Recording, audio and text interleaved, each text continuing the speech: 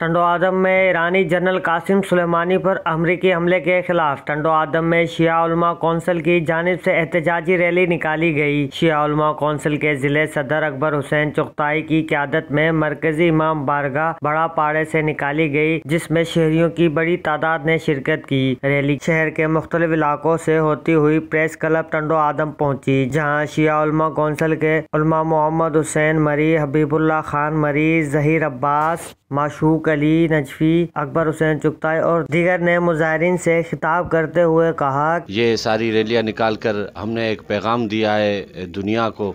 اور اہل اسلام کو اور دشمنان اسلام کو کہ ہم سارے جو بھی دنیا میں مسلمان ہیں سب ایک ہیں، اور یہ مسئلہ ایران عراق کا نہیں ہے، یہ مسئلہ اہل اسلام کا ہے۔ اور شہید قاسم سلیمانی فرزند اسلام تھے اور اسلام کی بقا کے لیے جنگ جاری رہی تھی اس کی، اور شام میں اور عراق میں جو ہمارے مقدسات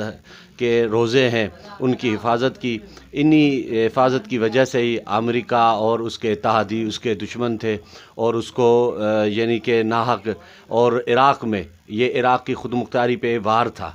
جو امریکہ نے کیا ہے۔ اگر امریکہ خود مختاری کی بات کرتا ہے، اپنی خود مختاری کی بات کرتا ہے، تو امریکہ کو چاہیے کہ دنیا میں جو بھی اسلامی ممالکت ہیں اس کی خود مختاری کا احترام کرے۔ یہ مسئلہ ایرانی یا عراقی مسئلہ نہیں ہے، یہ عالم اسلام کا مسئلہ ہے۔ وہ جنرل پوری مسلمان دنیا کے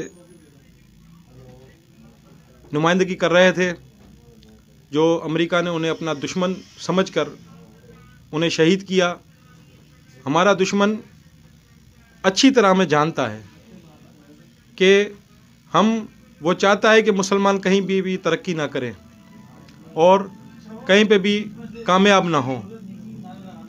اور جس طرح انہوں نے عراق میں گھس کر انہیں شہید کیا، ڈرون حملے میں شہید کیا، ہم اس کی پرزور مذمت کرتے ہیں، اور اپنی